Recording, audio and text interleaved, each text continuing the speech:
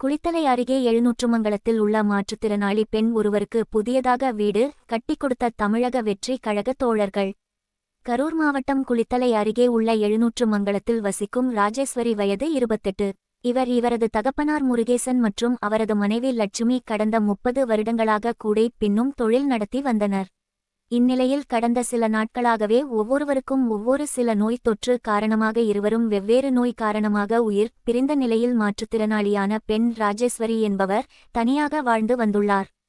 இச்சம்பவம் குறித்து அறிந்த குளித்தலை நகர தமிழக வெற்றி கழகம் தோழர்கள் நேரடியாக சம்பவ இடத்திற்கு சென்று பார்வையிட்ட போது அங்கிருந்து ராஜேஸ்வரி மிகவும் கவலை கிடைமாகவும் வெயில் மழை என்று பாராமல் தத்தளித்து வந்ததாகவும் கூறப்படுகிறது.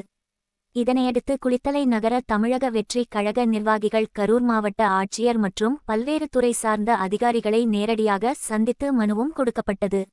பலமுறை புகார் அளித்தும் செவி சாய்க்காத நிர்வாக காரணத்தினால் தமிழக வெற்றி கழக தோழர்கள் தாங்களே அந்த பெண்ணிற்கு உண்டான செலவை தாங்களே ஏற்றுக்கொண்டு அப்பெண்ணிற்கு வீடு கட்டித்தர வேண்டும் என்று முடிவு எடுத்த பின்னர் தமிழக வெற்றி கழகம் தோழர்கள் சார்பில் ராஜேஸ்வரி 1,20,000 மதிப்பில் தற்போது அவருக்கு புதிதாக வீடு கட்டப்பட்டு கொடுக்கப்பட்டுள்ளது. இதற்கு உறுதுணையாக இருந்த கபில், காமராஜ், லெஸ்லி, அருண், முருகேஷ், கார்த்திக், சிவா, ஆதி மற்றும் உடைமை தோழர்கள் பங்கெடுத்து தங்களது பங்களிப்பினை அளித்து உள்ளனர்.